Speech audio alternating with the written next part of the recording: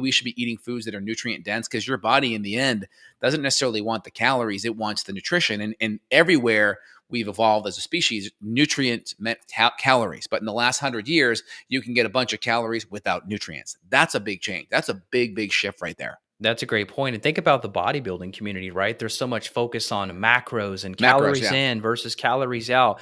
And you're seeing some of these bodybuilders drop dead. Now, some of that is obviously steroids and other compounds they're messing with to try and change their physique. Arimidex, estrogen blockers are the big one with cardiovascular problems. Is that what And it if you is? go to, yeah, usually the estrogen blockers, estrogen is very cardiovascular protective. And when you just nuke it down super low, because you want to go really high on your T and you don't want it to aromatize, they take estrogen blockers, very bad on the cardiovascular. Plus, if you're doing a lot of T very high, it can increase platelets and make your blood sticky. That's why they got to be on top of giving blood. My recommendation is if you give it, just keep it in that top third of the reference range. Don't overdo it. So you need estrogen blockers. Yeah. So look at these guys though in the bodybuilding community, or you sign up for this chick who's got her butt out and her tight little yoga pants, and she's selling you on her fitness and nutrition program, and it's all about macros and calories. But yet you can be tracking calories and macros to the T and still have exhaustion, anxiety, depression. So let's talk about some of the symptoms. Hair loss is a big one. And Hair macros thinning. make sense when you know the foods you're eating are nutrient dense. If I'm eating grass-fed ribeye and good quality eggs and organic veggies and good fats and cooking with good oils, and let's say now you're trying to kind of get your macros dialed in because you're trying to improve your body comp, that's a different story. Because you already have the foundational nutrients there. Now you're trying to get specific, but usually it's the other way around. It's okay, we're going to get the macros dialed in, but all these foods are kind of poor quality. I've seen some generic bodybuilding videos online where guys are like, yeah, I need to carb up. They're literally eating honey buns as like their pre-workout carb. Oh, it's Like, terrible. he's like, yeah, this is Yeah. 46 grams of carbs, I'm like, dude, what?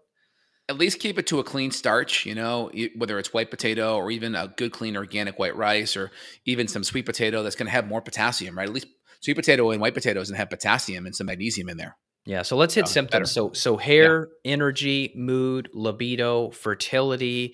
I would even argue heart palpitations in regards to magnesium. I know a lot of people that have had AFib or atrial flutter, any kind of cardio symptoms, that's been improved by extra supplemental magnesium.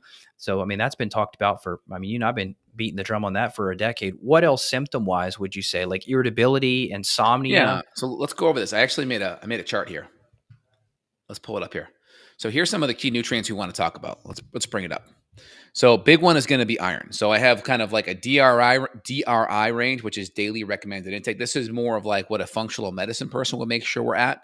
And RDA is kind of like more what a conventional medical doctor would look at. Like, hey, this is enough to starve off disease. This is more for optimal health. So we want to look at both. So of course, we look at iron, low iron, we're going to see fatigue. We're going to see pale skin. We're going to see dizziness. B12, we're going to see brain fog, weakness, numbness, neurological issues. Again, magnesium, Evan's talking about magnesium, muscle cramps, anxiety, poor sleep. And again, we want at least 300 to 400 milligrams, maybe just supplemental a day. A good magnesium malate, a good glycinate can be great. If we have a lot of brain inflammation, we may add in a threonate that crosses the blood-brain barrier. With the iron, we're going to be using an iron bisglycinate or a succinate, we're going to be using a better chelated magnesium or better chelated iron, because a lot of the ferrous sulfate you get from your conventional MD just causes dark stools. Or we may use even like a grass-fed liver glandular that's going to be really high in heme-based iron, as well as a iron bisglycinate as well. And then just to kind of tag team on the magnesium here, here's a study on magnesium. I'm going to pull that up real quick. This is from the NHANES data, which is like a big nutritional pool of data that really looked deep at some of these things. Just want to make sure it's clear for everyone. Okay. All right. So check this out. So in conclusion, this is looking at the NHANES data, right? This is looking at dietary recall. NHANES 2 and 3 data NHANES 3 was conducted. Dietary magnesium intake in the use population remains essentially unchanged. Furthermore, race or ethnic differences in magnesium intake also persist. And so in conclusion, dietary magnesium intake continues to be inadequate among large numbers of the population. The health implications of suboptimal magnesium intake by U.S. adults remains poorly understood. Thus, research that addressed the health consequences of magnesium intake is warranted. And then they saw it more in African Americans as well. I just think it just comes down to the more processed food, because we know there's data on more processed food in certain culture groups for whatever reasons, that's going to have lower nutrients, and it tends to have more processed like sodium and salt. Not the good kind of like high quality sea salt with full spectrum nutrients, but more processed food equals less nutrients. It equals more sugar, and then when you consume more sugar, guess what happens to the magnesium you're taking in? It gets processed in the Krebs cycle, because you need magnesium and B vitamins to process extra sugar. So the more sugar you're coming in, you create a transaction fee of burning up more of that nutrient.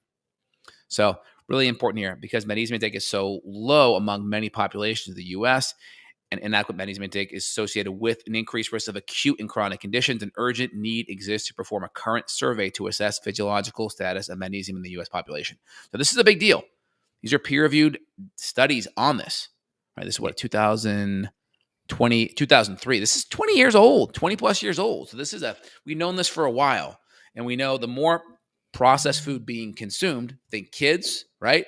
Then the more these deficiencies will be magnified for sure. And we can measure this. So at the end of the day, how we can help you with this is we want to get some labs done. There's several ways to do it. There's urine, there's blood labs, but there are functional labs that specialize in nutrient deficiencies, and we can measure this. Most people, even the people that come to us that are doing everything right on the diet front, they still are suffering from deficiencies, and they have toxins. Absolutely. They have toxins. Absolutely.